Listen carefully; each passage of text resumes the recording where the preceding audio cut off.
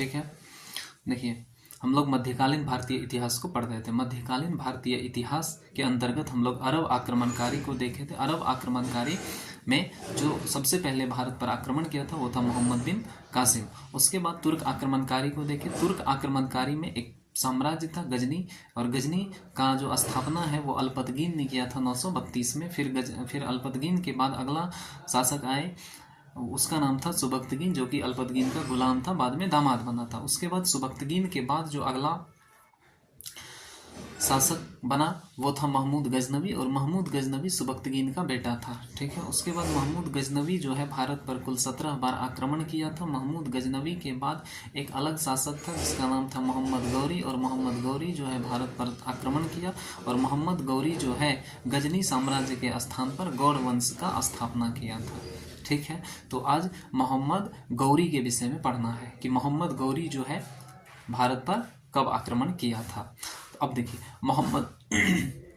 मोहम्मद गौरी जो था, मोहम्मद गौरी का भारत पर आक्रमण करने का एक ही उद्देश्य था, धन संपत्ति लूटना और यहाँ यानी भारत में इस्लाम धर्म का प्रचार करना था। ठीक है, तो इसको लेकर मोहम्मद गौरी जो है पहली बार भारत पर 1175 ईस्वी में आक्रमण किया था। 1175 में जब मोहम्मद गौरी ने भारत पर आक्रमण किया था तो उसने गुजरात के मुल्तान पर आक्रमण किया था। पहली बार 1175 में जब मोहम्मद गौरी ने भारत पर आक्रमण किया तो गुजरात के मुल्तान पर आक्रमण किया था, और वहां जो वंश का शासन था यानी गुजरात में जो उस समय वंश था उस वंश का नाम था सोलंकी वंश, और सोलंकी वंश का जो शासक था उस शासक का नाम था भीम प्रथम।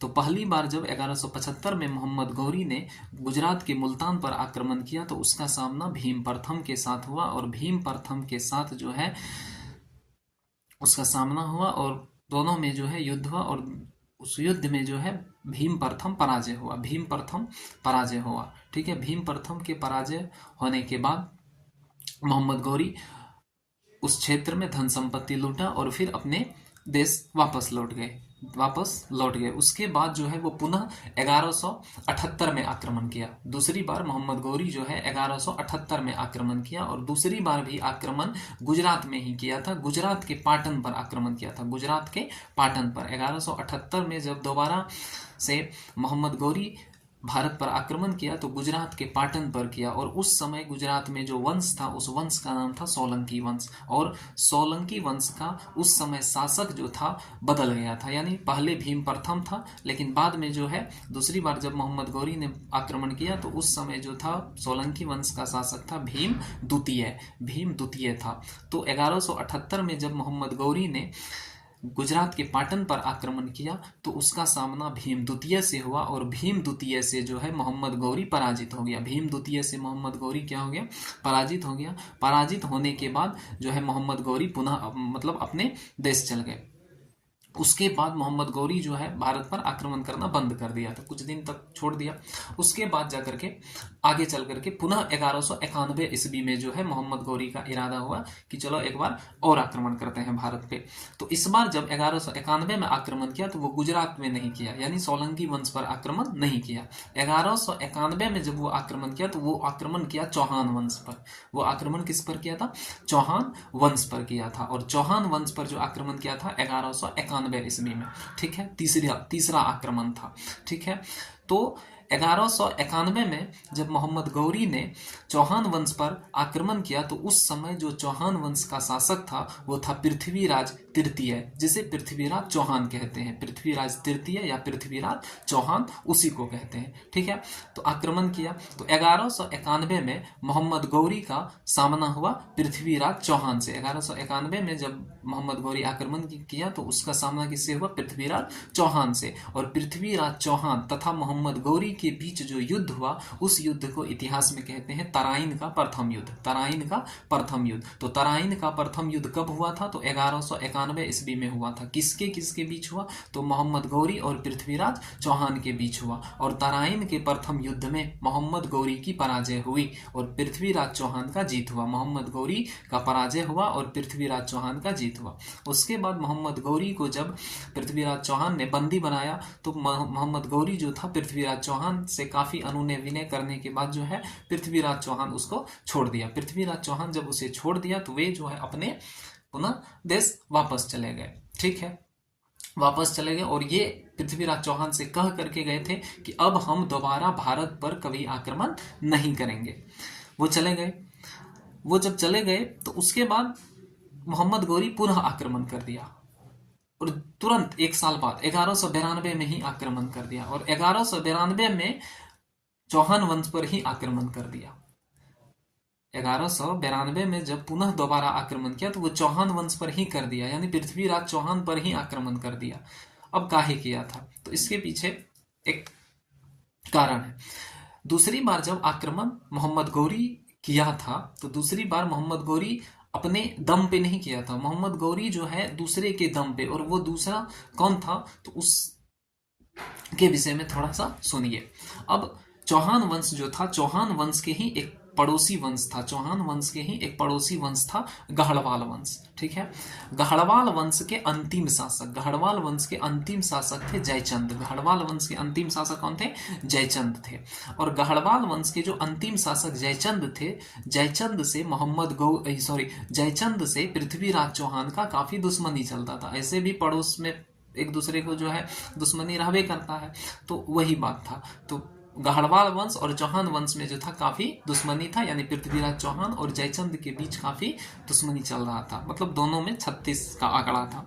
ठीक है, उसी में क्या हुआ कि जयचंद जो था, जयचंद की एक बेटी थी, जयचंद की एक बेटी थी और वो जो जयचंद की एक बेटी थी और उसका नाम था संयोगिता। जयचंद की बेटी का नाम क्या था, संयोगिता। और संयोगिता जो है पृथ्वीराज चौहान से प्रेम करती थी, मतलब उसका जो प्रेम था, यानी संयोगिता का जो प्रेम था वन साइडेड लव था, वन साइडेड लव था, यानी कि इस विषय में पृथ्वीराज चौहान को पता नहीं था कि वो जो है संयोगिता वो हमसे प्रेम करती है। सिर्फ संयोगिता को पता था कि हम जो है पृथ्वीराज चौहान से प्रेम करते हैं। ठीक है, तो ये था। तो जब संयोगिता बड़ी हुई यानी शादी के लायक हुई तो उसके शादी के लिए जो है उसके पिता यानी जयचंद ने जो है एक स्वयंवर तैयार किया, स्वयंवर का आयोजन करवाया और उस स्वयंवर में भारत के तमाम जो राजा महाराजाओं थे उन्हें निमंत्रण दिया गया और वे सभी आए। लेकिन जयचंद जो है अपने पड़ोसी वंश यानी कि चौहान वंश के जो शासक पृथ्वीराज चौहान थे उसे निमंत्रण नहीं दिया था। ठीक है, पृथ्वीराज चौहान को निमंत्रण नहीं दिया था स्वयंवर में आने के लिए, बल्कि पृथ्वीराज चौहान का पुतला बना करके, पृथ्वीराज चौहान का एक पुतला बना करके गेट पे, मतलब उसका जो दरबार का जो गेट था वहां पे खड़ा कर दिया था, दरबारी के रूप में उसका पुतला बना करके गेट पे खड़ा कर दिया था। ठीक है, तो अब जब जयचंद की जो बेटी थी संयोगिता, जिसका कि स्वयंवर होना था, उसको ये बात पता चला। तो उसको पता चला कि ये जो है मेरे पिताजी यानी कि जयचंद, ये जो है पृथ्वीराज चौहान को निमंत्रण स्वयंवर में आने के लिए नहीं दिया। मतलब स्वयंवर का मतलब ये था कि लड़की जो है, मतलब उसकी जो संयोगिता है वो जिस राजा के गले में माला डाल देती उसी से उसका विवाह होता। स्वयंवर यही था।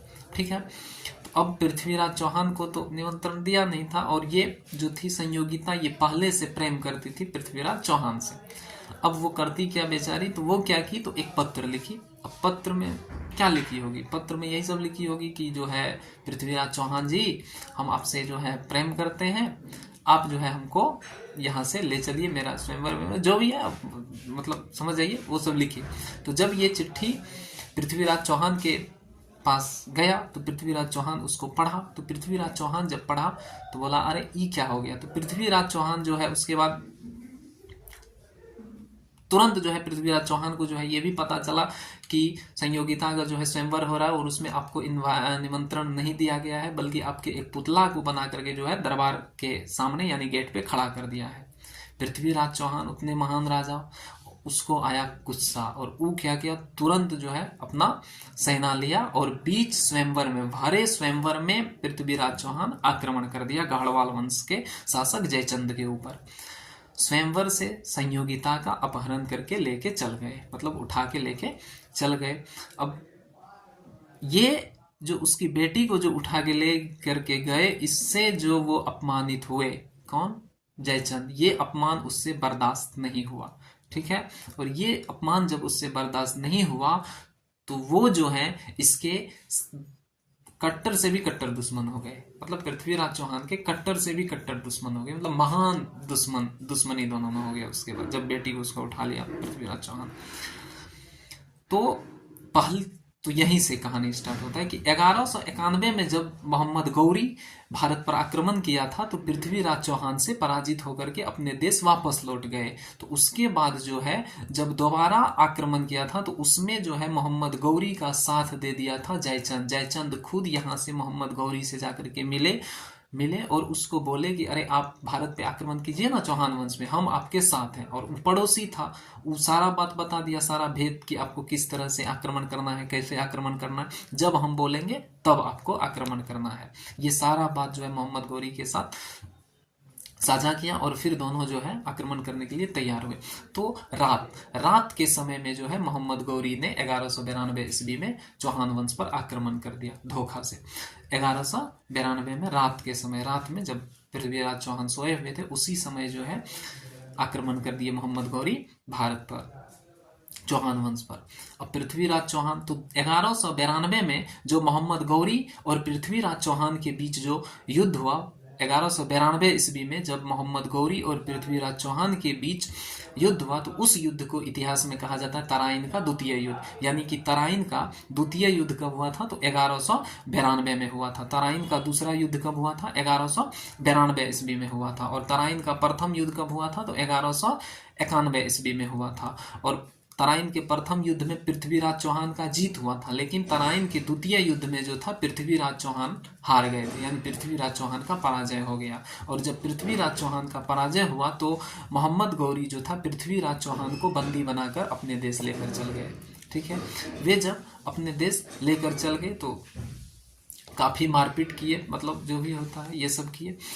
उसके बाद पृथ्वीराज चौहान के दरबार में रहते थे एक विद्वान। पृथ्वीराज चौहान के दरबार में एक विद्वान रहते थे और उस विद्वान का नाम था चंद्रवर दाई। उस विद्वान का नाम क्या था, चंद्रवर दाई। उस विद्वान का नाम था चंद्रवर दाई। और चंद्रवर दाई जो था वो भी पृथ्वीराज चौहान के साथ मतलब बंदी बनकर वहां गए थे। कहाँ गए थे, तो मोहम्मद गौरी के साथ गए थे। ठीक है, तो 1100 उसके बाद जो है मतलब चंद्रवरदाई ने एक पुस्तक लिखा है। चंद्रवरदाई का एक पुस्तक है और चंद्रवरदाई का जो पुस्तक है उसका नाम है पृथ्वीराज रासो। तो पृथ्वीराज रासो पुस्तक के लेखक कौन है, चंद्रवर दाई है। पृथ्वीराज रासो पुस्तक के लेखक कौन है, चंद्रवर दाई है। और पुस्तक और लेखक का वीडियो बना हुआ है, देख लीजिएगा। ठीक है, तो जो है आप लोग भी देख लीजिएगा। तो क्या बोल, हाँ, तो पृथ्वीराज रासो पुस्तक का जो है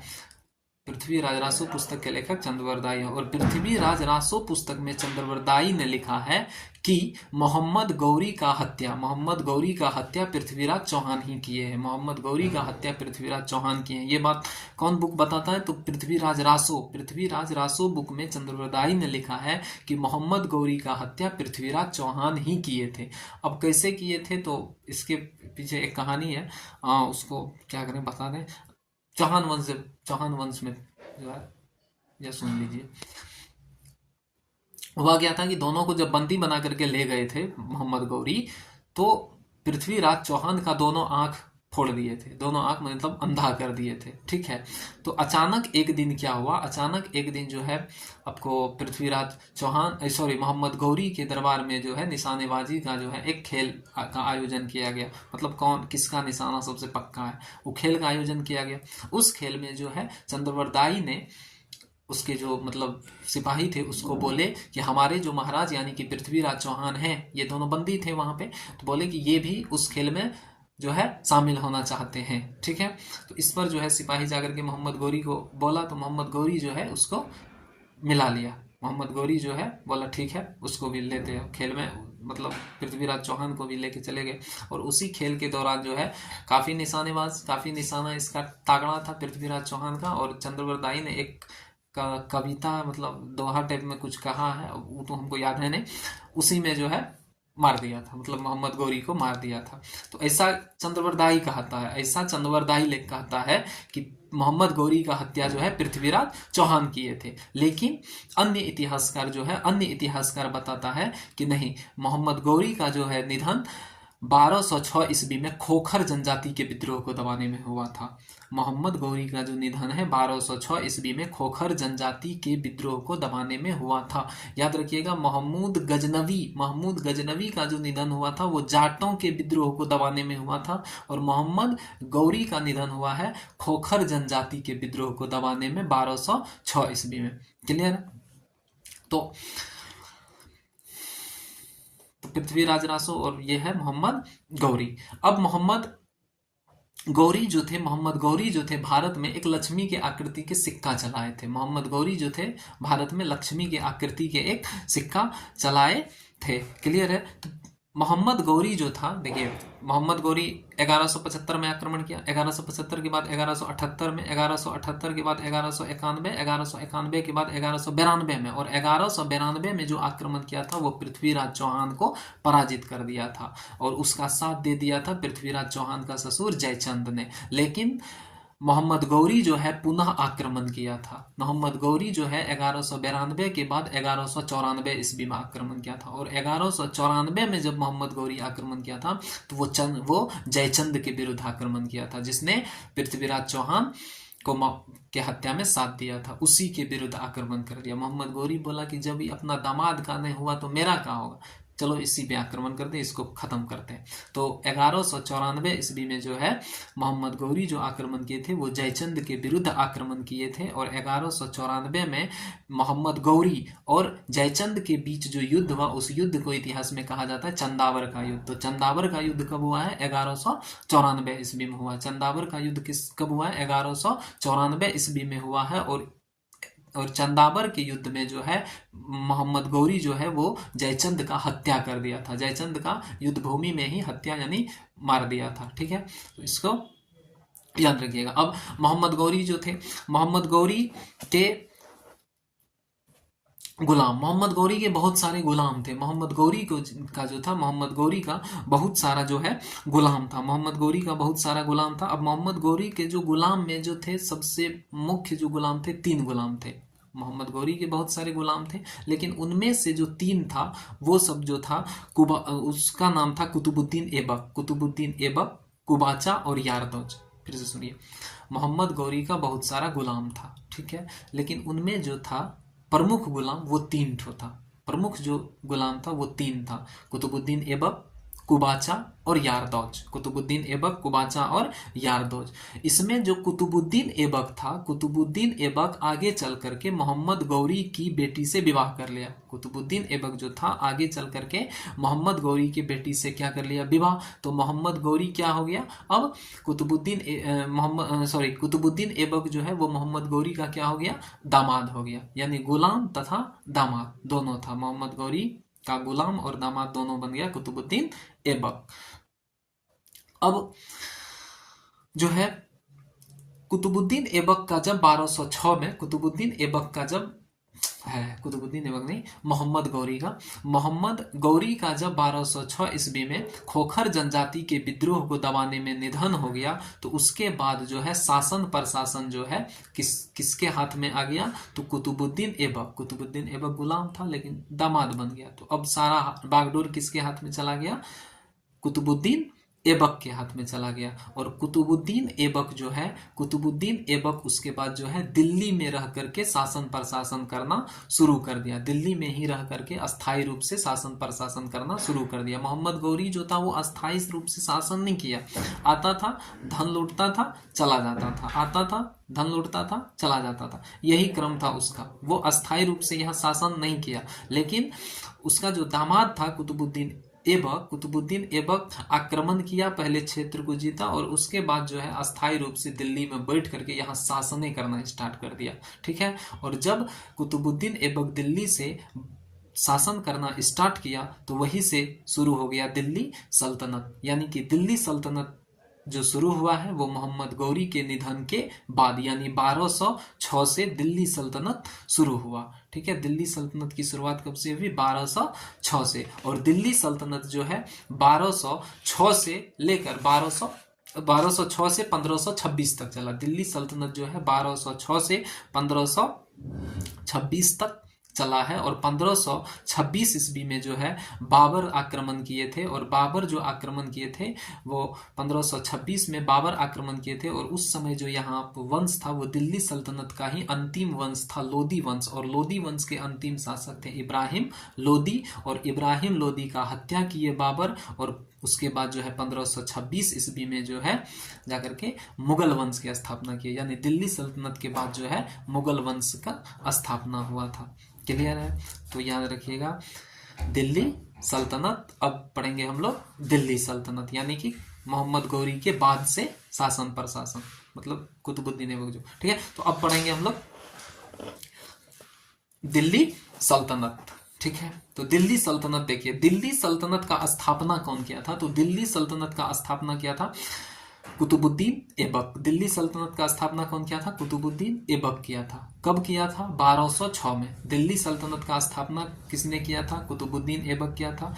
कब किया था? तो 1206 ईस्वी में दिल्ली सल्तनत की स्थापना हो गया था। ठीक है, अब दिल्ली सल्तनत मतलब होता है दिल्ली से शासन प्रशासन। ठीक है, दिल्ली सल्तनत। अब दिल्ली सल्तनत के अंतर्गत कुल 5 वंश ने शासन किया। दिल्ली सल्तनत पर कुल 5 वंश ने शासन किया। और उस 5 वंश को याद रखने का एक ट्रिक है कि गुलाब खिले तो सूंघ लो, गुलाब खिले तो सूंघ ले। गुलाब से हो गया गुलाम वंश, खिले से हो गया खिलजी वंश, तो से हो गया तुगलक वंश, उसके बाद सौ से हो गया सैयद वंश, सैयद वंश को ही खिज्र वंश कहते हैं। और उसके बाद जो है लो से लोदी वंश। ठीक है, तो अंतिम वंश जो था कौन सा वंश था? लोदी वंश था। तो कौन कौन वंश था? गुलाम वंश था। गुलाम वंश के बाद जो है खिलजी वंश था। खिलजी वंश के बाद जो है आपको तुगलक वंश था। तुगलक वंश के बाद कौन सा था?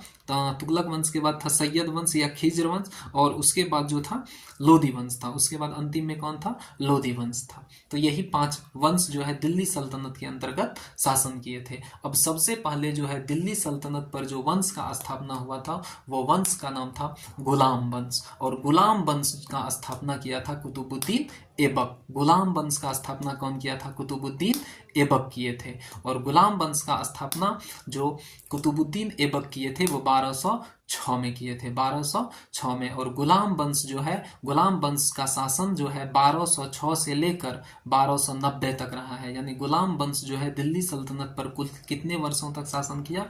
तो 1206 से लेकर के 1290 तक जो है शासन प्रशासन किया था। और इसके जो संस्थापक थे वो थे कुतुबुद्दीन ऐबक। उसके बाद जो है गुलाम वंश के बाद जो अगला वंश आया था, तो गुलाम वंश के बाद जो अगला वंश आया था वो था खिलजी वंश। और खिलजी वंश की स्थापना किए थे जलालुद्दीन खिलजी। खिलजी वंश की स्थापना कौन किए थे? जलालुद्दीन खिलजी किए थे, जलालुद्दीन खिलजी किए थे। और खिलजी वंश जो है 1290 से लेकर 1320 तक, 1290 से लेकर के 1320 तक जो है खिलजी वंश का शासन रहा है। और दिल्ली सल्तनत के अंतर्गत जो है सबसे छोटा कार्यकाल जो है वो खिलजी वंश का ही रहा है, मात्र 30 साल का रहा है। 1290 से लेकर 1320 यानी कि 30 साल का शासन रहा है। उसके बाद जो अगला वंश आया, उसके बाद जो अगला वंश का स्थापना हुआ वो था तुगलक वंश। और तुगलक वंश का स्थापना किया था गयासुद्दीन तुगलक। तुगलक वंश का स्थापना कौन किया था? गयासुद्दीन तुगलक, GST, गयासुद्दीन तुगलक किया था। ठीक है, और तुगलक वंश जो है 1320 से लेकर के 1320 से 1414 तक रहा। 1320 से लेकर के 1414 तक रहा है। ठीक है, 1320 से लेकर 1414 तक। और ये जो है सबसे लंबा शासनकाल जो है दिल्ली सल्तनत के अंतर्गत, जो सबसे लंबा शासनकाल जिस वंश का रहा है वो वंश है तुगलक वंश। वो कौन सा वंश है? तुगलक वंश है। और तुगलक वंश की स्थापना किए थे गयासुद्दीन तुगलक। तुगलक वंश के बाद जो अगला वंश आया था वो था खिज्र वंश। खिज्र वंश की स्थापना किया था, खिज्र वंश का स्थापना किया था खिज्र वंश या सैयद वंश। खिज्र वंश को ही सैयद वंश कहते हैं। और खिज्र वंश या सैयद वंश की स्थापना किया था खिज्र खां। खिज्र वंश या सैयद वंश का स्थापना कौन किया था? तो खिज्र खां किया था, और खिज्र खां जो है सैयद वंश का स्थापना किया था 1414 में, और खिज्र वंश जो है 1414 से लेकर 1452 तक, सॉरी 51 तक, 1451 तक, 1414 से लेकर 1451 तक जो है खिज्र वंश का शासन रहा। खिज्र वंश का शासन कब से कब तक रहा है? 1414 से 1451 तक। उसके बाद जो अगला वंश आया था वो वंश था लोदी वंश, और लोदी वंश का स्थापना जो है 1451 में हुआ था, और 1451 से लेकर 1526 तक जो है लोदी वंश का शासन रहा। और लोदी वंश का स्थापना किए थे इब्राहिम लोदी। लोदी वंश का स्थापना कौन किए थे? इब्राहिम लोदी, सॉरी बहलोल लोदी किए थे, सॉरी लोदी वंश का स्थापना कौन किए थे? बहलोल लोदी। लोदी वंश का स्थापना कौन किए थे? बहलोल लोदी किए थे। इब्राहिम लोदी अंतिम शासक थे। इब्राहिम लोदी जो थे वे अंतिम शासक थे, लोदी वंश के अंतिम शासक थे इब्राहिम लोदी, ठीक है। स्थापना किए थे बहलोल लोदी 1451 में, और 1451 से 1526 तक शासन रहा। तो अब आइए गुलाम वंश को हम लोग देखते हैं। दिल्ली सल्तनत के अंतर्गत ये सारे वंश का स्थापना हुआ था, और उसमें जो सबसे पहला वंश का स्थापना हुआ था वो गुलाम वंश था। गुलाम वंश का स्थापना 1526 में हुआ।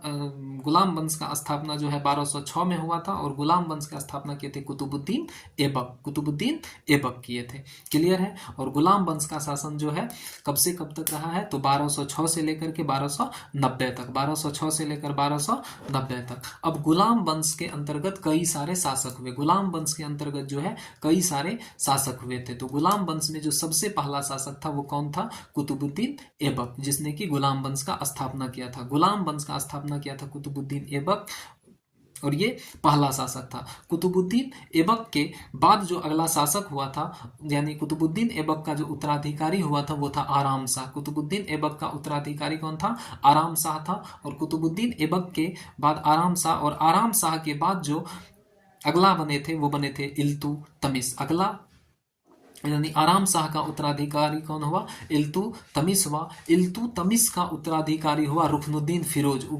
कौन हुआ? रुकनुद्दीन फिरोज। इल्तुतमिश के बाद अगला उत्तराधिकारी कौन हुआ? रुकनुद्दीन फिरोज। रुकनुद्दीन फिरोज के बाद रजिया सुल्तान। रुकनुद्दीन फिरोज के बाद जो अगला शासिका बनी थी वो बनी थी रजिया सुल्तान। रजिया सुल्तान के बाद था बहराम शाह। बहराम शाह के बाद जो था वो था अलाउद्दीन मसूद शाह। अगला शासक कौन था? अलाउद्दीन मसूद शाह। अलाउद्दीन मसूद शाह के बाद था नासिरुद्दीन महमूद। नासिरुद्दीन महमूद, और नासिरुद्दीन महमूद के बाद जो अगला शासक बने थे वो थे बलवन। नासिरुद्दीन महमूद के बाद अगला शासक कौन बने थे? बलवन बने थे। बलवन के बाद अगला शासक जो बने थे वो थे कैकुबाद, और कैकुबाद के बाद जो अगला शासक बने थे वे बने थे क्यूमर्स। वे कौन थे?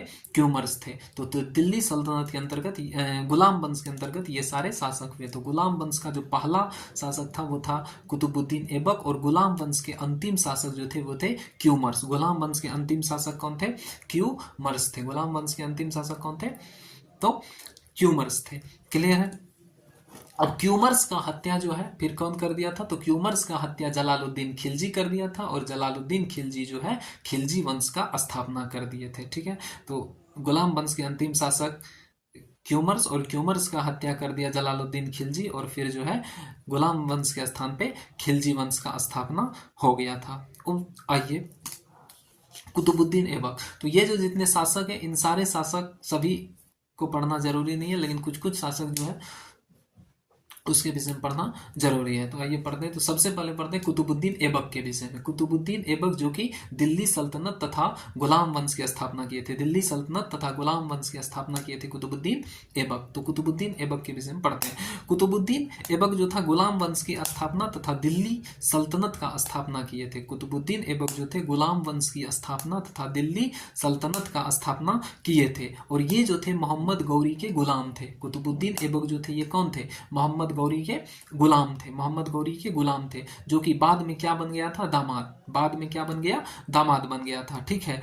अब कुतुबुद्दीन ऐबक जो था, कुतुबुद्दीन ऐबक अपनी राजधानी को दिल्ली नहीं बनाया था। कुतुबुद्दीन ऐबक जो था जब दिल्ली सल्तनत की स्थापना यानी गुलाम वंश की स्थापना किए तो ये अपनी राजधानी दिल्ली को नहीं बनाया था, ये अपनी राजधानी बनाया था लाहौर को। तो कुतुबुद्दीन ऐबक ने अपनी राजधानी किसको बनाया था? लाहौर को। लाहौर में रह के शासन पर शासन कर रहा था। तो कुतुबुद्दीन ऐबक ने अपनी राजधानी किसको बनाया था, लाहौर को बनाया था। उसके बाद ये जो था सुल्तान का उपाधि धारण नहीं किया था। एक उपाधि होता था सुल्तान का उपाधि, सुल्तान का जो था ये उपाधि धारण नहीं किया था। कुतुबुद्दीन ऐबक जो था ये सुल्तान का उपाधि धारण नहीं किया था, और बल्कि खलीफा से भी अनुमति नहीं लिया था, खलीफा से जो है ये अनुमति नहीं लिया था। लेकिन इसको जो है कुतुबुद्दीन ऐबक जो है लाखों में दान किए थे, लाखों में दान किया करते थे। तो जिस कारण जो है कुतुबुद्दीन ऐबक को जो है लाख बख्श कहा जाता है। कुतुबुद्दीन ऐबक को क्या कहा जाता है, लाख बख्श कहा जाता है। और ये जो है इसे मलिक, और मलिक के बाद जो है सिपह सलार भी कहा जाता है। यानी कुतुबुद्दीन ऐबक को ही लाख बख्श,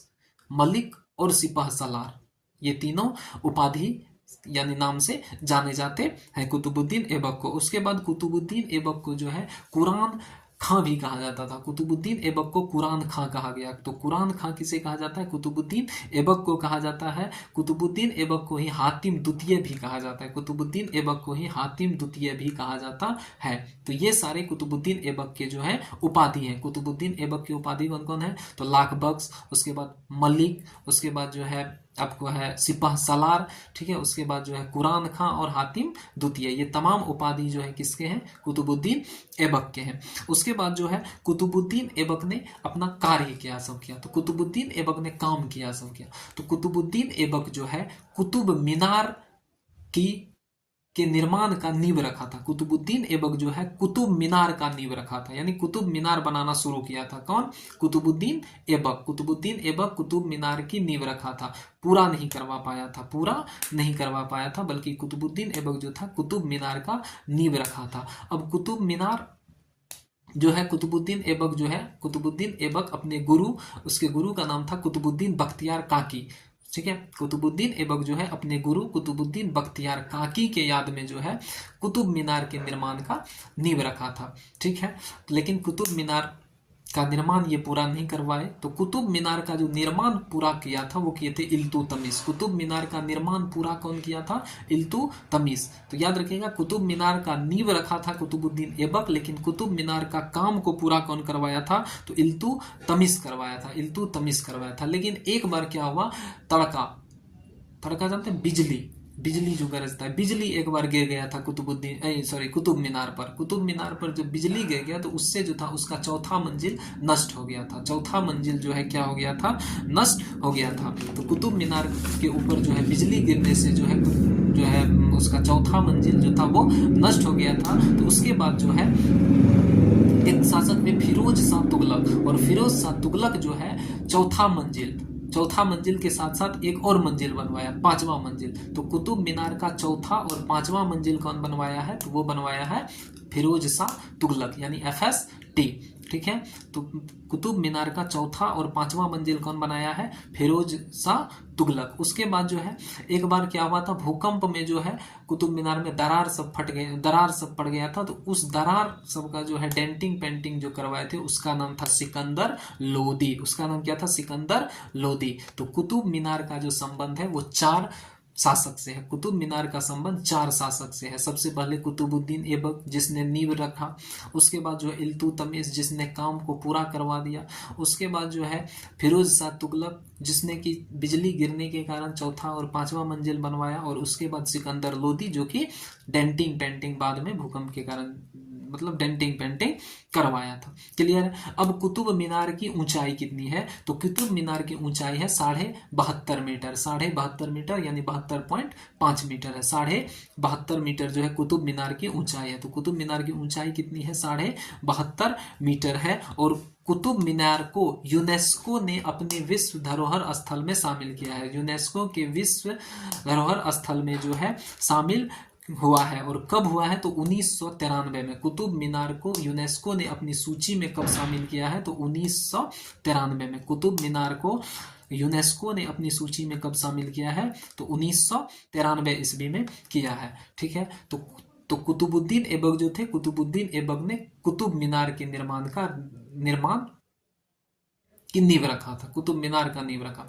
उसके बाद कुतुबुद्दीन ऐबक ने एक और काम किया। कुतुबुद्दीन ऐबक एक झोपड़ा बनाए थे जिसे 2.5 दिन का झोपड़ा कहा जाता है। कुतुबुद्दीन ऐबक जो है एक झोपड़ा बनाया है जिसे 2.5 दिन का झोपड़ा कहा जाता है। अब ये 2.5 दिन का जो झोपड़ा है ये 2.5 दिन में बना नहीं दिया था। ये पहले एक स्कूल था, ये जो है ये एक मंदिर था, और वो मंदिर था सरस्वती मंदिर था। यानी ये जो 2.5 दिन का झोपड़ा था ये एक सरस्वती मंदिर हुआ करता था। ठीक है, सरस्वती मंदिर हुआ करता था। और ये कहाँ था? तो राजस्थान के अजमेर में था। ये जो सरस्वती मंदिर था ये राजस्थान के अजमेर में था। ठीक है, और ये मंदिर को जो है कौन बनाया था? तो मंदिर बनाया था चौहान वंश के शासक थे। और चौहान वंश के जो शासक थे वे थे विग्रह राज चतुर्थ बिसलदेव। कौन थे? विग्रह राज चतुर्थ बिसलदेव। याद रखिएगा कि कुतुबुद्दीन ऐबक जो 2.5 दिन का झोपड़ा बनाया, वे 2.5 दिन का झोपड़ा पहले एक सरस्वती मंदिर था, यानी एक स्कूल था, सरस्वती मंदिर था। उस सरस्वती मंदिर को कौन बनाया था? तो चौहान वंश के शासक बनाए थे विग्रह राज चतुर्थ बिसलदेव। विग्रह राज चतुर्थ बिसलदेव बनवाए थे। ठीक है, कहाँ था? तो राजस्थान के अजमेर में था। इसी मंदिर के ऊपर वाले हिस्से को कुतुबुद्दीन ऐबक तोड़वा के 2.5 दिन में जो है उसको एक गुंबद का आकार दे दिया, जिसे क्या कह दिया गया? 2.5 दिन का झोपड़ा, जिसे 2.5 दिन का झोपड़ा कहा। तो ये 2.5 दिन का झोपड़ा क्या था, समझ गए? उसके बाद जो है कुतुबुद्दीन ऐबक ने कुबत उल इस्लाम मस्जिद का निर्माण करवाया। कुबत उल इस्लाम मस्जिद का निर्माण कौन करवाया है? कुतुबुद्दीन ऐबक ने करवाया। कुतुबुद्दीन ऐबक जो है कुबत उल इस्लाम मस्जिद का निर्माण भी कुतुबुद्दीन ऐबक ने करवाया है। और कुबत उल इस्लाम मस्जिद कहाँ है? तो दिल्ली में है। कुबत उल इस्लाम मस्जिद कहाँ है? दिल्ली में है। उसके बाद जो है कुतुबुद्दीन ऐबक का हो गया निधन। और कुतुबुद्दीन ऐबक जो है 1210 में मर गया था। 1210 में कुतुबुद्दीन ऐबक जो था 1210 में मर गया था। अब 1210 में कुतुबुद्दीन ऐबक कैसे मरा था? तो पोलो खेलते समय मर गया था। पोलो यानी चौगान। चौगान जो है घोड़ा पर मतलब दौड़ाया जाता है एक साथ, उसी में जो है ये घोड़ा से गिर जाने के कारण और घोड़ा के पैर के नीचे कुचले जाने के कारण जो है कुतुबुद्दीन ऐबक का निधन हो गया 1210 ईस्वी में। ठीक है, तो कुतुबुद्दीन ऐबक का यही था। तो कुतुबुद्दीन ऐबक का जो है 1210 में चौगान खेलते समय निधन हो गया। अब कुतुबुद्दीन ऐबक के बाद जो गुलाम वंश का अगला शासक बना था वो था आराम शाह, जो कि कुतुबुद्दीन ऐबक का बेटा था। कुतुबुद्दीन ऐबक का बेटा था। कुतुबुद्दीन ऐबक का क्या था? बेटा था। लेकिन कुतुबुद्दीन ऐबक का भी गुलाम था। कुतुबुद्दीन ऐबक का गुलाम, और कुतुबुद्दीन ऐबक का गुलाम था इल्तुतमिश। कुतुबुद्दीन ऐबक का गुलाम कौन था? इल्तुतमिश था। कुतुबुद्दीन ऐबक का गुलाम कौन था? तो इल्तुतमिश था। अब कुतुबुद्दीन ऐबक का जो गुलाम इल्तुतमिश था, वो गुलाम जो था बाद में जाकर के कुतुबुद्दीन ऐबक की बेटी से शादी कर लिया। और जब कुतुबुद्दीन ऐबक की बेटी से शादी किया तो कुतुबुद्दीन ऐबक का बन गया दामाद, यानी इल्तुतमिश जो है गुलाम से क्या बन गया? दामाद। अब जब 1210 में कुतुबुद्दीन ऐबक का निधन हुआ तो कुतुबुद्दीन ऐबक के बाद जो मतलब गुलाम वंश पर बैठा वो उसका बेटा बैठा था, और उसका बेटा का नाम था आराम शाह। ठीक है, आराम शाह था। आराम शाह उतना योग्य नहीं था। आराम शाह जो था उतना योग्य शासक नहीं था। और आराम शाह का जो है इल्तुतमिश ने क्या किया? हत्या कर दिया। आराम शाह का जो है इल्तुतमिश हत्या कर दिया। मात्र 8 महीना तक रहा था शासक, यानी आराम शाह जो है गद्दी पर 8 महीना के लिए ही रहा था। 8 महीना हुआ और इल्तुतमिश जो है उसका क्या कर दिया? हत्या कर दिया। उसके बाद जो है गद्दी पर कौन बैठा? तो इल्तुतमिश बैठा। कौन बैठा? इल्तुतमिश बैठा। तो गुलाम वंश के गद्दी पे आराम शाह के बाद कौन बैठा? इल्तुतमिश बैठा था। ठीक है, और इल्तुतमिश जो है गद्दी पर 1211 ईस्वी में बैठा था। इल्तुतमिश गुलाम वंश की गद्दी पे कब बैठा था? 1211 में बैठा था। ठीक है, तो इल्तुतमिश जो है कौन था? तो इल्तुतमिश था कुतुबुद्दीन ऐबक का गुलाम तथा उसका दामाद बाद में बन गया था। इल्तुतमिश जो है किसके हत्या करके गद्दी पे बैठा था? तो आराम शाह की हत्या करके जो है 1211 ईस्वी में गद्दी पर बैठा था। अब इल्तुतमिश को इतिहास में गुलामों का गुलाम कहा जाता है। इल्तुतमिश को इतिहास में गुलामों का गुलाम कहा जाता है। गुलामों का गुलाम इसे इसलिए कहा जाता है कि कुतुबुद्दीन ऐबक जो थे वे खुद मोहम्मद गौरी के गुलाम थे, और ये इल्तुतमिश जो थे ये कुतुबुद्दीन ऐबक के गुलाम थे। यानी कुतुबुद्दीन ऐबक मोहम्मद गौरी के गुलाम और इल्तुतमिश कुतुबुद्दीन ऐबक के गुलाम, इसलिए जो है इसे गुलामों का गुलाम कहा जाता है। क्लियर है? उसके बाद जो है इल्तुतमिश जो है, इल्तुतमिश ने एक काम किया था। तो इल्तुतमिश जो है कुतुब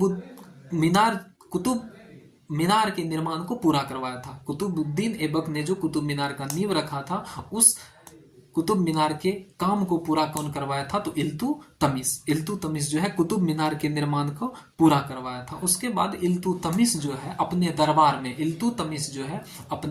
दरबार में एक 40 तुर्क सरदारों का एक बनाया दल, 40 तुर्क सरदारों का एक दल बनाया। इल्तुतमिश शासन प्रशासन सारा कुछ नियंत्रण में सही तौर तरीके से चले, इसके लिए जो है इल्तुतमिश अपने दरबार में 40 तुर्क सरदारों का एक दल बनाया, जिसे कहा गया 40 दल। जिस दल को क्या कहा गया? 40 दल। और 40 दल को ही कहा जाता है तुर्कान ए चिहलगानी। क्या कहा जाता है? तुर्कान ए चिहलगानी। 40 दल को ही क्या कहा जाता है? तुर्कान ए चिहलगानी। अब याद रखिएगा कि इल्तुतमिश को दिल्ली सल्तनत का वास्तविक संस्थापक माना जाता है। इल्तुतमिश को ही दिल्ली सल्तनत का वास्तविक संस्थापक माना जाता है। क्यों माना जाता है? क्योंकि इल्तुतमिश ही अपनी राजधानी पहली बार दिल्ली को बनाया था। इल्तुतमिश ही अपनी राजधानी जो है यानी कि गुलाम वंश की राजधानी को कहाँ बनाया था? दिल्ली बनाया था। यानी कि दिल्ली से रहकर दिल्ली में बैठ के शासन प्रशासन करना शुरू कौन किया था? इल्तुतमिश किया था। उसके बाद इल्तुतमिश जो था ये सुल्तान की उपाधि धारण किया था। इल्तुतमिश जो था सुल्तान का उपाधि धारण किया था। तो सुल्तान की उपाधि धारण करने वाला जो पहला दिल्ली सल्तनत का शासक था वो था इल्तुतमिश। कौन था? इल्तुतमिश था। और ये खलीफा से भी अनुमति लिए थे। ये जो थे खलीफा से भी अनुमति लिए थे। यानी इल्तुतमिश जो थे सुल्तान की भी उपाधि धारण किए और खलीफा की भी अनुमति लिए। ठीक है, तो ये दोनों काम किए, जिस कारण से जो है इल्तुतमिश को दिल्ली सल्तनत का वास्तविक संस्थापक माना जाता है। दिल्ली सल्तनत का वास्तविक संस्थापक माना जाता है। उसके बाद इल्तुतमिश जो है एक प्रथा शुरू किया। उस प्रथा का नाम था इक्ता प्रथा। इल्तुतमिश जो था एक प्रथा शुरू किया और उस प्रथा का नाम था इक्ता प्रथा।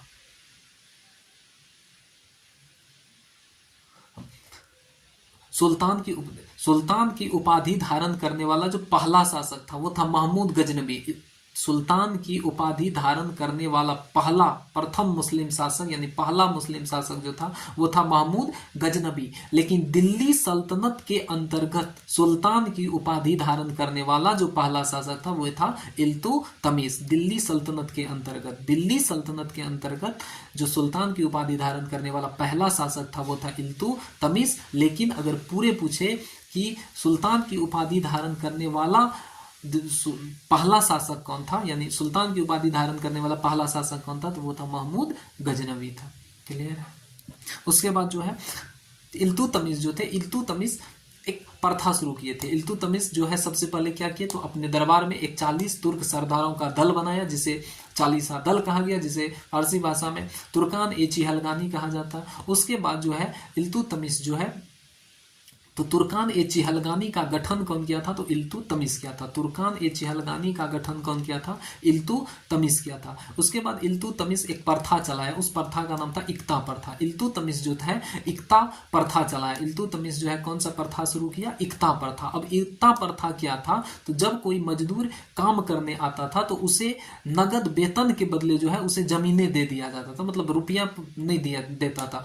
जितना काम किया, जितना उसका वेतन हुआ, उस हिसाब से उसको उतना जमीनें दे देता था, मतलब काम के बदला जमीनें दे देना, वही था इक्ता प्रणाली था। ठीक है, तो इक्ता प्रणाली था। तो इक्ता प्रणाली कौन शुरू किया था, इल्तुतमिश किया था। इक्ता प्रणाली शुरू कौन किया था, इल्तुतमिश किया था। ठीक है, उसके बाद जो है इल्तुतमिश जो है सिक्का चलवाए थे। इल्तुतमिश ने जो है 2 प्रकार के सिक्का चलवाए थे, और इल्तुतमिश जो सिक्का चलाया था वो था चांदी का और तांबा का। चांदी का और तांबा का सिक्का चलाया था। तो चांदी का जो सिक्का चलाया था, चांदी के सिक्का को कहा गया टांका। चांदी के सिक्का को क्या कहा गया, टांका। और तांबा का जो सिक्का था उसे कहा गया जीतल।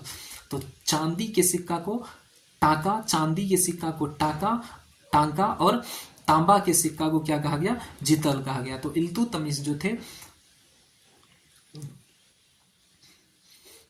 इल्तुतमिश सिक्का चलाया। इल्तुतमिश भारत में सिक्का भी चलाया, और वो 2 प्रकार के सिक्का, एक चांदी का एक तांबा का। चांदी का टाका और तांबा का जीतल चलाया। ठीक है, उसके बाद जो है इल्तुतमिश जो है, इल्तुतमिश ही सबसे पहले अमीरों का दमन करना शुरू किया। इल्तुतमिश ही सबसे पहले जो है अमीरों का दमन करना शुरू किया। जितने भी अमीर लोग थे उससे धन संपत्ति मतलब उससे लेकर के गरीबों में बांटना, मतलब अमीरों का दमन करना जो शुरू है सबसे पहले कौन किया था, तो इल्तुतमिश किया था। ठीक है, उसके बाद जो है इल्तुतमिश सुल्तान बनने से पहले जो है बदायूं का गवर्नर था। ये बात याद रखिएगा कि इल्तुतमिश जो है सुल्तान बनने से पहले, सुल्तान बनने से पहले इल्तुतमिश जो था सुल्तान बनने से पहले कहाँ का शासक था, तो बदायूं का शासक था। इल्तुतमिश सुल्तान बनने से पहले बदायूं का शासक था। और इल्तुतमिश जो था ये अपनी राजधानी लाहौर से दिल्ली को बनाया था। इल्तुतमिश जो है अपनी राजधानी लाहौर से कहाँ बनाया था,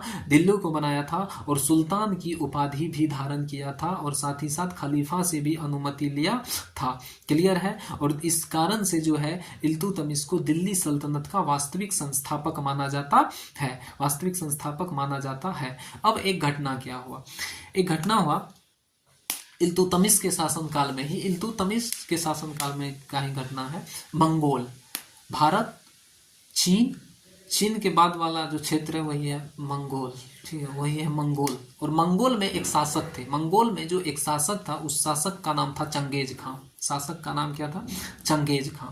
और चंगेज खां जो है पूरे अभी तक के इतिहास में उससे ज्यादा खतरनाक शासक कोई हुआ ही नहीं, कोई नहीं हुआ। मतलब चंगेज खां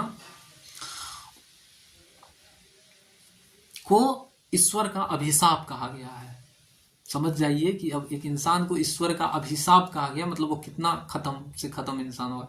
चंगेज खां को ईश्वर का अभिशाप कहा गया। चंगेज खां जहां जिसको देखता था खा जाता था। आदमी हो, अगर उसको भूख लगता था, आदमी हो कोई हो, सबको खा लेता था, बूढ़ी बच्ची औरत सबके साथ मतलब करता था। ठीक है, रेप है तो मतलब बड़ा खत्म टाइप का था, जिस कारण से उसे जो था ईश्वर का अभिशाप कहा गया। और मंगोल के ही एक शासक थे मांगबरनी, मंगोल का ही एक छोटे प्रांत के शासक थे मांगबरनी, दूर के शासक थे। ठीक है, दूर के मंगोल क्षेत्र में पड़ता था। ठीक है, तो मांगबरनी, और मांगबरनी को चंगेज खां के विषय में कुछ बहुत ज्यादा पता नहीं था। चंगेज खां के विषय में कुछ बहुत ज्यादा पता नहीं था। तो चंगेज खां के विषय में जब इसको पता चला थोड़ा थोड़ा कि वो जो है बहुत अन्याय करता है, वो करता है, तो मांगबरनी क्या किया, चंगेज खां के विरुद्ध युद्ध करने चल गया, चंगेज खां से युद्ध करने चल गया। जब युद्ध भूमि में उतरा, जब देखा चंगेज खां के सेना, तब जो है ये वहां से बीच युद्ध भूमि से भाग गया। और भाग करके अब इसको चाहिए था संरक्षण, मांगबरनी को संरक्षण, क्योंकि चंगेज खां उसका पीछा करना शुरू कर दिया कि जहां मिलेगा वहीं मार के खा जाएंगे। तो अब इसको संरक्षण, तो मांगबरनी जो थे मंगोल से भागते भागते भागते भागते पहुंच गए भारत। और भारत जब आए तो भारत में आकर के चले गए इल्तुतमिश के दरबार में। और इल्तुतमिश के जब दरबार में गए तो इल्तुतमिश को से संरक्षण का मांग किया, इल्तुतमिश से जो है अपने संरक्षण का मांग किया। तो इल्तुतमिश जो है संरक्षण देने के लिए राजी हो गए। तो जो है जब संरक्षण देने के लिए राजी हो गए, उसके बाद जब वो मांगबरनी जब अंदर जा रहे थे, मतलब बोले दरबार में, दरबार में बोला इल्तुतमिश को कि हमको जो है संरक्षण दीजिए, हमारे पीछे एक शासक पड़े हैं, वो हमको मार देंगे, इसलिए आप हमको संरक्षण दीजिए। तो इल्तुतमिश जो है इसको संरक्षण दे दिया। दरबारी को बोला जाओ जी इसको इसका कमरा दिखा दो, कहीं संरक्षण में दिला दो, इसको एक कमरा दे दो। तो जब जा रहा था तो तब इल्तुतमिश पूछा कि आपके पीछे कौन पड़ा है, पूछा होगा आपके पीछे कौन है, तो ये बोला कि चंगेज खां। ये जैसे सुना इल्तुतमिश तुरंत उसको बोला कि आपको हम संरक्षण नहीं दे सकते, यानी मांगबरनी को जो है उसके बाद संरक्षण देने से इनकार कर दिया इल्तुतमिश, और फिर मांगबरनी को भेज दिया, यानी भारत से बाहर कर दिया। ठीक है, तो यहां से याद रखिएगा कि मांगबरनी को संरक्षण न देकर के इल्तुतमिश जो है चंगेज खां के आक्रमण से भारत को बचाया था। अगर मांगबरनी को संरक्षण दे देता तो चंगेज खां 100% भारत पर आक्रमण करता, और अगर भारत पे चंगेज खां आक्रमण करता तो भारत में तबाही ला देता। इसलिए जो है उसे संरक्षण इल्तुतमिश नहीं दिया था। ठीक है, तो जो है नहीं दिया था। क्लियर है। उसके बाद जो है अब इल्तुतमिश जो था, इल्तुतमिश जीवित रहते ही, इल्तुतमिश जब जीवित था, इल्तुतमिश जो है जब जीवित था तो इल्तुतमिश जीवित रहते ही जो है अपना उत्तराधिकारी घोषित कर दिए थे। अब इल्तुतमिश को बहुत सारा बेटा था, इल्तुतमिश का बहुत सारा बेटा था, लेकिन एक भी बेटा योग्य नहीं था, सभी नालायक, निकम्मा, बेहया किस्म का था। ठीक है, ठीक है। तो मतलब जो है इल्तुतमिश का एक भी बेटा लायक नहीं था, लेकिन उसकी एक बेटी थी और बेटी काफी लायक थी, योग्य थी बेटी, उसकी योग्य थी और उसका नाम था रजिया सुल्तान। उसका नाम क्या था? रजिया सुल्तान था। तो इल्तुतमिश जो है जीवित रहते ही अपना उत्तराधिकारी जो है रजिया सुल्तान को घोषित कर दिए थे। इल्तुतमिश जीवित रहते ही अपना उत्तराधिकारी जो है रजिया सुल्तान को घोषित कर दिए थे। ठीक है, रजिया सुल्तान को जो है घोषित कर दिए थे। अब इल्तुतमिश जो है, इल्तुतमिश और किसके बीच? तो इल्तुतमिश और यारदौज के बीच जो है एक युद्ध हुआ है और उसके बीच जो युद्ध हुआ है 1215 में हुआ है। इल्तुतमिश और यारदौज के बीच एक युद्ध हुआ है और इल्तुतमिश तथा यारदौज के बीच जो युद्ध हुआ उस युद्ध को इतिहास में कहा जाता है तराइन का कौन सा युद्ध? दूसरा युद्ध, तराइन का तृतीय युद्ध, तराइन का तृतीय युद्ध कहा जाता है, तराइन का तृतीय युद्ध कहा जाता है। तो इल्तुतमिश और यारदौज के बीच जो युद्ध हुआ उस युद्ध को इतिहास में कहा जाता है तराइन का तृतीय युद्ध और ये युद्ध हुआ है 1215 में। कब हुआ है? 1215 में हुआ है। देखिए कुतुबुद्दीन ऐबक का जो था ना गुलाम था 3 ठो, कुतुबुद्दीन ऐबक का 3 ठो गुलाम था। नहीं, कुतुबुद्दीन मोहम्मद गौरी का था, मोहम्मद गौरी का जो था 3 ठो गुलाम था और वो था कुतुबुद्दीन ऐबक, कुबाचा, यारदौज, ये 3 ठो था ना। तो आगे चल करके कुतुबुद्दीन ऐबक तो उसका दामाद बन के गद्दी पे बैठ गया और जब गद्दी पे बैठा तो कुतुबुद्दीन ऐबक जब मरा तो उसका बेटा आराम सा बैठा। ठीक है, वहां तक तो ठीक था, ये दोनों बंद था, यारदौज और कुबाचा। लेकिन जब इल्तुतमिश आराम शाह को मार के ई जब गद्दी पे बैठ गया तब वो दोनों का नींद खुला कि अरे हम दोनों जो है ऊपरे पीढ़ी से गुलाम है, हम दोनों अभी तक गद्दी पर बैठ ही नहीं पाए, ई चट्टा आकर के गद्दी पे बैठ गया। तो जो है उसके बाद जो है यारदौज और इल्तुतमिश के बीच जो है युद्ध हुआ था 1215 में और उस युद्ध को कहा जाता है तराइन का तृतीय युद्ध और इस युद्ध में जो है यारदौज की हार और इल्तुतमिश का जीत हुआ था। इल्तुतमिश का क्या हुआ था? जीत हुआ था। क्लियर है? उसके बाद जो है इल्तुतमिश अपने जीवित रहते ही अपना जो है अपना उत्तराधिकारी अपनी बेटी रजिया सुल्तान को घोषित कर दी थी, रजिया सुल्तान को घोषित कर दी थी। लेकिन इल्तुतमिश जैसे मरा, इल्तुतमिश जो है जैसे मरा, इल्तुतमिश जैसे ही मरा 1236 में, तो इल्तुतमिश के मरने के बाद गद्दी पे रजिया सुल्तान को बैठना था, लेकिन रजिया सुल्तान को बैठने नहीं दिया गया, रजिया सुल्तान को बैठने नहीं दिया गया, बल्कि इल्तुतमिश के बाद जो गद्दी पे बैठा था वो बैठा था रुकनुद्दीन फिरोज और रुकनुद्दीन फिरोज जो था इल्तुतमिश का बेटा था। रुकनुद्दीन फिरोज जो था इल्तुतमिश का बेटा था और रुकनुद्दीन फिरोज की जो माँ थी, रुकनुद्दीन फिरोज की जो माँ थी उसका नाम था शाह तुर्कान। शाह तुर्कान जो थी रुकनुद्दीन फिरोज की माँ, इल्तुतमिश की पत्नी थी शाह तुर्कान। तो जो है रजिया सुल्तान को बैठने नहीं दिया गया और जो है उसको बैठा दिया, यानी रुकनुद्दीन फिरोज को बैठा दिया। ठीक है, रुकनुद्दीन फिरोज को बैठा दिया। अब रुकनुद्दीन फिरोज जो था उतना योग्य था नहीं, रुकनुद्दीन फिरोज जो है उतना योग्य नहीं था, लेकिन रुकनुद्दीन फिरोज और शाह तुर्कान यानी वो दोनों माँ बेटा मिल करके जो है जनता को काफी परेशान किया और जनता के साथ साथ जो है उस दरबार में जो इल्तुतमिश ने शाह तुर्कान ए चिहलगानी का स्थापना किया था, यानी 40 तुर्क सरदारों का जो 40 दल था उसको भी परेशान किया। यानी कि रुकनुद्दीन फिरोज और उसकी माँ शाह तुर्कान ये दोनों मिल करके 40 दल को भी काफी परेशान किया, जिस कारण से बाद में जो है यही 40 दल जो है क्या किया, रुकनुद्दीन फिरोज का अंदर अंदर हत्या करवा दिया। ठीक है, और हत्या जब करवा दिया तो उसके बाद गद्दी पे जो है 40 दल खुद जो है गद्दी पर किसको बैठा दिया, रजिया सुल्तान को बैठा दिया, रजिया सुल्तान को गद्दी पर बैठा दिया और दिल्ली सल्तनत की एकमात्र महिला शासिका बनी रजिया सुल्तान। दिल्ली सल्तनत की एकमात्र महिला शासिका कौन बनी?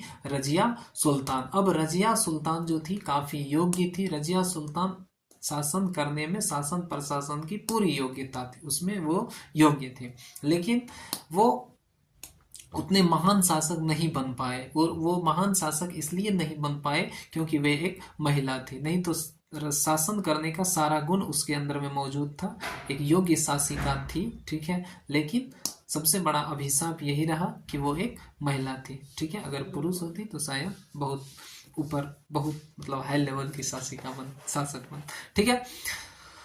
तो ये जो है, उसके बाद कौन बैठ गया, तो रजिया सुल्तान। रजिया सुल्तान जब गद्दी पे बैठा तो रजिया सुल्तान दिल्ली सल्तनत की प्रथम महिला शासिका बनी, रजिया सुल्तान।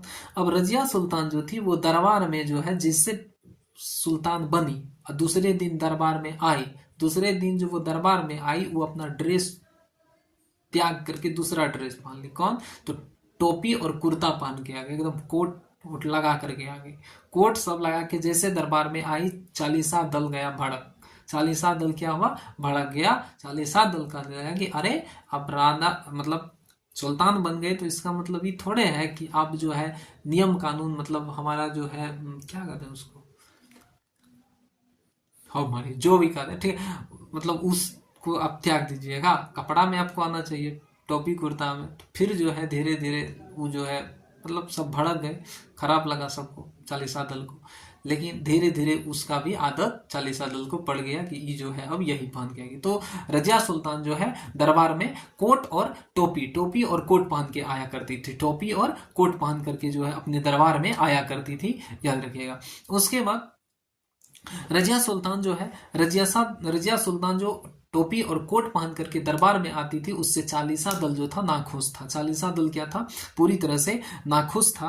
और सुल्तान का सारा गुण, क्या बताए कि सुल्तान का सारा गुण रजिया सुल्तान में के अंदर मौजूद था, लेकिन उसका सबसे बड़ा अभिशाप यही था कि वो एक महिला थी। वो क्या थी, तो महिला थी, ठीक है। उसके बाद रजिया सुल्तान जो है, रजिया सुल्तान के अश्वशाला प्रबंधक, रजिया, अब देखिए अश्वशाला मतलब क्या हुआ कि घोड़ा सबका देख रेख जिसमें होता है, अश्वशाला प्रबंधक, प्रबंधक मतलब कि घोड़ा सबके देख रेख करने वाला, ठीक है।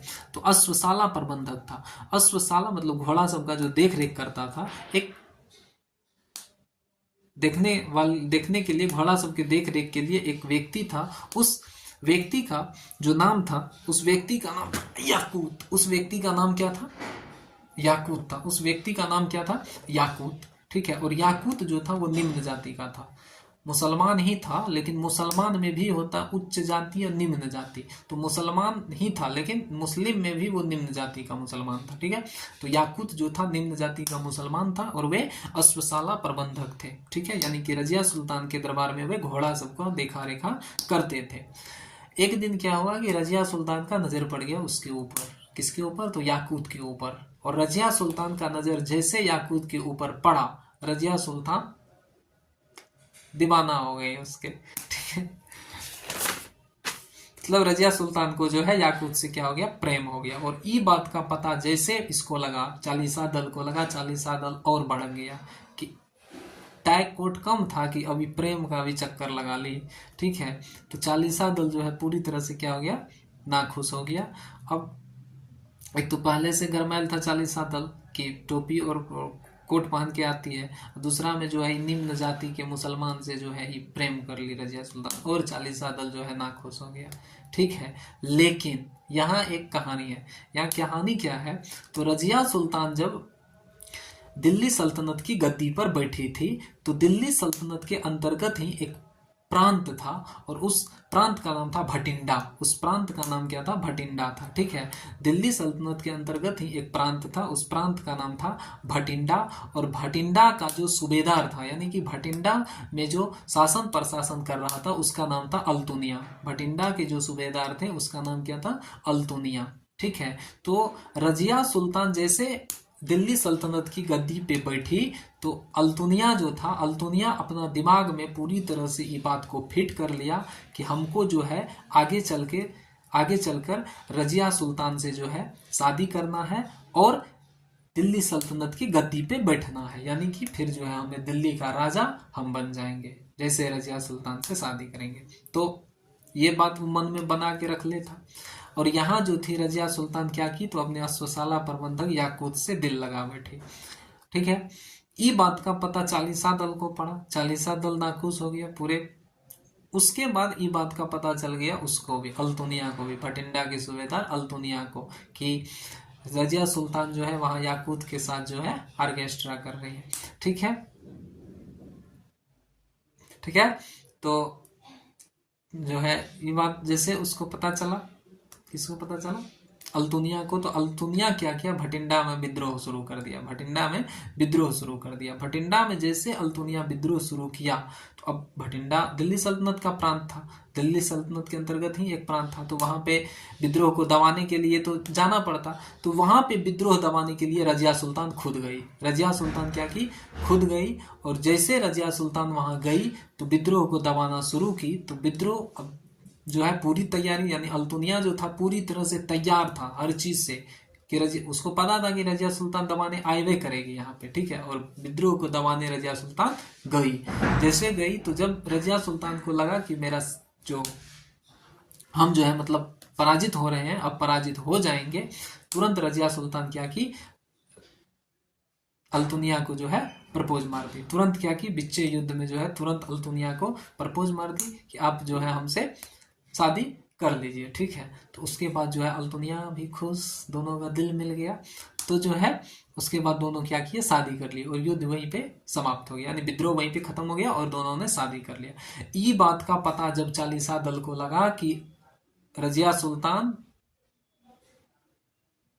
अल्तुनिया से शादी कर लिया, पूरे भड़क गए चालीसा दल, यानी तुर्कानी चिहलगानी पूरा भड़क गया। और फिर जो है चालीसा दल जो है कुछ डाकू को जो है भेज दिया, कुछ डाकू को भेज दिया और बोला कि रजिया सुल्तान और अल्तुनिया दोनों विवाह किया तो अब कहाँ आएगा, दिल्ली आएगा। तो दिल्ली पहुंचने से पहले यानी रास्ते में ही उन दोनों को खत्म कर दो, डाकू को बोला। और डाकू सब गए, और डाकू सब जो गए तो वहां पे पंजाब में ही एक स्थान पड़ता है कैथल, पंजाब में ही एक स्थान है कैथल। कैथल नामक स्थान पर जो है कुछ डाकुओं के द्वारा जो है रजिया सुल्तान तथा अल्तुनिया का मतलब हत्या कर दिया गया। ठीक है, और रजिया सुल्तान और अल्तुनिया वहीं पे खत्म हो गए। ठीक है, तो इसको याद रखिएगा। ठीक है, अब रजिया सुल्तान के बाद जो अगला शासक बना था उसका नाम था बहराम शाह। रजिया सुल्तान के बाद जो अगला शासक था वो कौन था, बहराम शाह था। रजिया सुल्तान के बाद जो अगला शासक बना था वो कौन था, बहराम शाह। बहराम शाह के बाद जो अगला शासक बना था उसका नाम था अलाउद्दीन मसूद शाह। क्या था, अलाउद्दीन मसूद शाह था। और अलाउद्दीन मसूद शाह के बाद जो अगला शासक बना था उसका नाम था नासिरुद्दीन महमूद। क्या नाम था, नासिरुद्दीन महमूद। और नासिरुद्दीन महमूद जो था ये दिल्ली सल्तनत की गद्दी पे अपने दम पे नहीं बैठा था, बल्कि इससे जो है बलवन जो है इसे गद्दी पे बैठाया था, बलवन। ठीक है, बलवन जो है इसको गद्दी पर बैठाया था। तो नासिरुद्दीन महमूद जो था, नासिरुद्दीन महमूद 1246 में दिल्ली सल्तनत की गद्दी पे बैठा। 1246 में जब नासिरुद्दीन महमूद दिल्ली सल्तनत की गद्दी पे बैठा तो वो अपने दम पे नहीं बैठा, बल्कि उसे बैठाया गया था दिल्ली सल्तनत की गद्दी पे। और उसके पीछे जो हाथ था वो हाथ था बलवन का, यानी बलवन जो है अपने से जो है बलवन जो है उसको दिल्ली सल्तनत की गद्दी पे बैठाया। ठीक है, बलवन बैठाया। तो अब नासिरुद्दीन महमूद के विषय में एक दो चीज याद। नासिरुद्दीन महमूद जो था पूरे दिल्ली सल्तनत का एकमात्र शासक था जो टोपी सी करके अपना जीवन यापन करता था। नासिरुद्दीन महमूद दिल्ली सल्तनत का एकमात्र शासक था जो टोपी सी करके अपना जीवन यापन करता था। ठीक है, नासिरुद्दीन महमूद का विवाह हुआ था बलवन की बेटी से। नासिरुद्दीन महमूद का विवाह किससे हुआ था, बेटी से हुआ था। नासिरुद्दीन महमूद सिर्फ नाम मात्र का शासक था, उसके तमाम काम को कौन करता था, बलवन करता था। उनके तमाम काम को कौन करता था, बलवन करता था। और बलवन खुद इसलिए गद्दी पर नहीं बैठा था क्योंकि बलवन उस वंश का नहीं था, बलवन उस वंश का नहीं था। लेकिन आगे चल करके जब अपनी बेटी का विवाह जो है इससे करवा दिया नासिरुद्दीन महमूद से, तो बलवन थोड़ा पावर में आया और बलवन जो है नासिरुद्दीन महमूद को गद्दी से हटा करके खुद गद्दी पर बैठ गया, यानी बलवन खुद गद्दी पे बैठा। और बलवन जो है दिल्ली सल्तनत की गद्दी पे 66 ईस्वी में बैठा था, 1266 तक। तो 1246 से 1266 तक जो है नासिरुद्दीन महमूद था, और 1246 से 1266 तक नासिरुद्दीन महमूद सिर्फ नाम मात्र का शासक था, बल्कि शासन प्रशासन जो है बलबन देखा करते थे। उसके बाद 1266 में जब बलबन खुद गद्दी पर बैठे, 1266 में बलबन जब खुद गद्दी पर बैठे तो इसका विरोध किया। बलबन का विरोध में आया चालीसा दल, तुर्कान चिहलगानी जो है बलबन का विरोध किया। तो बलबन का जब इस विरोध किया गया तो बलबन ने सबसे पहले क्या किया, तो बलबन ने सबसे पहले घोषणा किया कि चालीसा दल यानी तुर्कान चिहलगानी को समाप्त किया जाए। तो बलबन जो है तुर्कान चिहलगानी को खत्म कर दिया था, यानी समाप्त कर दिया था। तो याद रखिएगा कि तुर्कान चिहलगानी यानी चालीसा दल का गठन कौन किया था, इल्तुतमिश। लेकिन तुर्कान चिहलगानी यानी चालीसा दल का दमन कौन किया था, तो वो किया था बलबन। कौन किया था, बलबन किया था। उसके बाद जो है वहां के जो बहुत सारे जो थे यानी चालीसा दल के जो लोग थे वो बलबन को जो है अपना राजा नहीं मानते थे, बलबन को जो है अपना शासक नहीं मानते थे, अपना सुल्तान नहीं मानते थे, जिस कारण से जो है बलबन ने एक नीति अपनाया था, और वो नीति था रक्त और लौह की नीति। तो बलबन जो है रक्त और लौह की नीति अपनाया था। रक्त और लौह की नीति कौन अपनाए थे, तो बलबन अपनाए थे। रक्त और लौह की नीति कौन अपनाए थे, तो बलबन अपनाए थे। ठीक है। उसके बाद जो है बलबन ने एक प्रथा शुरू किया। बलबन ने जो है एक प्रथा शुरू किया, उस प्रथा का नाम था पैबोस और सिजदा। पैबोस और सिजदा, बलबन ने एक प्रथा शुरू किया, उस प्रथा का नाम था पैबोस और सिजदा। अब पैबोस और सिजदा क्या था, तो पैबोस का मतलब था कि जब आप राजा के सामने जाएं तो क्या करके जाएं, देखिए पैबोस और सिजदा दो प्रथा शुरू किए थे। बलबन जो है दो प्रकार की प्रथा शुरू किए थे, एक पैबोस प्रथा और एक सिजदा प्रथा। उसमें से जो सिजदा प्रथा था, सिजदा प्रथा का अर्थ था राजा के सामने जो है सर झुका के जाना है, राजा के सामने सर को झुका करके जाना है। ठीक है। तो सिजदा का मतलब था कि राजा के सामने यानी बलबन के सामने जो भी जाएगा वो सर झुका करके जाएगा। उसके बाद पैबोस, और पैबोस का अर्थ था जैसे राजा के नजदीक जाएगा तो राजा के पैर को चूमेगा, ये प्रथा था। यानी सबसे पहले सिजना, उसके बाद पैबोस, यानी कि सर झुका के राजा के समीप जाइए और उसके पैर को पहले चूमिए, उसके बाद जो भी आपको कहना है वो बात आप कहिए। तो ये प्रथा शुरू किए थे बलबन। सिजदा और पैबोस प्रथा कौन शुरू किए थे, बलबन ने शुरू किए थे। सिजदा और पैबोस प्रथा कौन शुरू किए थे, बलबन किए थे। ठीक है। उसके बाद बलबन एक उत्सव भी शुरू किए थे, उसका नाम है नवरोज उत्सव। तो नवरोज उत्सव प्रारंभ कौन किए थे, बलबन किए थे। दिल्ली सल्तनत के अंतर्गत जो है नवरोज उत्सव कौन प्रारंभ किए थे, बलबन किए थे। और बलबन जो है एक सैनिक विभाग का स्थापना किए थे। बलबन जो है सैनिक विभाग का स्थापना किए थे। याद रखिएगा कि बलबन जो है सैनिक विभाग का स्थापना किए थे, जिसे दीवाने अर्ज कहा गया। जिसे क्या कहा जाता था, दीवाने अर्ज कहा जाता था। तो सैनिक विभाग को क्या कहा जाता था, दीवाने अर्ज। सैनिक विभाग को क्या कहा जाता था, दीवाने अर्ज। दीवाने अर्ज का गठन कौन किया था, तो बलबन किया था। दीवान ए अर्ज का गठन कौन किया था, तो बलबन किया था। या सैनिक विभाग का गठन कौन किया था, तो बलबन किया था। दीवाने अर्ज का गठन कौन किया, बलबन किया था। उसके बाद बलबन जो है एक महल का निर्माण करवाया था, लाल महल का। लाल महल इसी को कहा जाता है बलवनी महल। इसमें जो है लाल बलवा पत्थर का प्रयोग किया गया था, जिस कारण इसे लाल महल या फिर बलवनी महल कहा जाता है। तो लाल महल या बलवनी महल का निर्माण कौन करवाया था, बलबन करवाए थे। बलबन जो है एक नया शहर सीरी नामक नगर बसाया था। बलबन जो था एक सीरी नामक नगर को बसाया था। बलबन जो था एक सीरी नामक नगर को बसाया था। बलबन जो था सीरी नामक नगर बसाया था। तो सीरी नामक नगर कौन बसाया था, बलबन ने बसाया था। और बलबन का अगला के बाद जो अगला शासक बना था दिल्ली सल्तनत का, उसका नाम था क्या था, कैकुबाद। उसका नाम क्या था, कैकुबाद था। तो याद रखिएगा कि बलबन जो है, बलबन 1266 ईस्वी में गद्दी पे बैठा था। बलबन जो था 1266 ईस्वी में गद्दी पे बैठा था। बलबन जो है 1266 में जब गद्दी पे बैठा तो इसने सबसे पहले जो है चालीसा दल यानी तुर्कान ए चिहलगानी को समाप्त किया। तुर्कान ए चिहलगानी को समाप्त करने के बाद तुर्कान ए चिहलगानी को समाप्त करने के बाद जो है ये एक प्रथा शुरू किए थे और उस प्रथा का नाम था सिजदा और पैबोस प्रथा। तो सिजदा और पैबोस प्रथा कौन शुरू किए थे? बलवन शुरू किए थे। बलवन एक नीति अपनाए थे, रक्त और लोह की नीति। मतलब बलवन का मानना था कि जो सिजदा और पैबोस प्रथा को नहीं मानेगा वो हमारे रक्त और लोह की नीति में आएगा, यानी कि रक्त यानी कि मारधार, यानी कि वो हमसे मार युद्ध करेगा। जो सिजदा पैबोस नहीं मानेगा वो सीधे बलवन से टकराएगा। ये कथन था बलवन का, ठीक है। और उसके बाद जो था बलवन जो है एक उत्सव शुरू किए थे, नवरोज उत्सव शुरू किए थे। बलवन जो है सैनिक विभाग का इंपॉर्टेंट है कि सैनिक विभाग यानी दीवान अर्ज का गठन कौन किया था? तो बलवन ने किया था। सैनिक विभाग यानी दीवान अर्ज का गठन कौन किया था? बलवन किया था। लाल महल का निर्माण भी एक बलवन करवाया था। उसके बाद एक नगर बसाए थे जिसका नाम था सीरी। सीरी नामक नगर कौन बसाया था? तो सीरी नामक नगर बसाया था बलवन। और बलवन के बाद जो है दिल्ली सल्तनत का जो अगला शासक बना था वो बना था कैकुबान। बलवन को जो है उलूग खां का उपाधि जो है उसका दामाद दिया था और उसका दामाद का नाम था नासिरुद्दीन महमूद।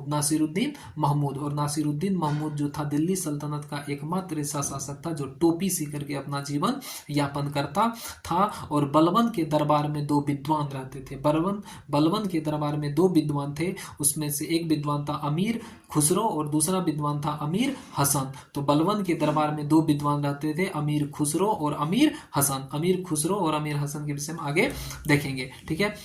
उस क्लियर है। उसके बाद जो है कैकुबाद के बाद जो अगला शासक हुए वो हुए क्यूमर्स। और क्यूमर्स जो है दिल्ली सल्तनत के अंतर्गत गुलाम वंश का अंतिम शासक हुए। गुलाम वंश का अंतिम शासक हुए कौन?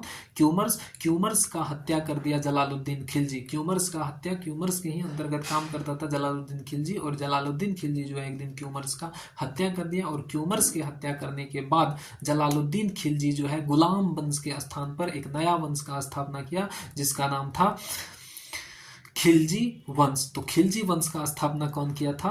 जलालुद्दीन खिलजी किया था। खिलजी वंश का स्थापना कौन किया था? जलालुद्दीन खिलजी। और खिलजी वंश का जो शासनकाल है वो 1290 से 1320 तक है। 1290 से 1320 तक है। 1290 से 1320 तक है। और दिल्ली सल्तनत के अंतर्गत जो सबसे छोटा कार्यकाल है वो इसी का है। किसका है? तो खिलजी वंश का ही है। क्लियर है। खिलजी वंश कल देखेंगे, ठीक है।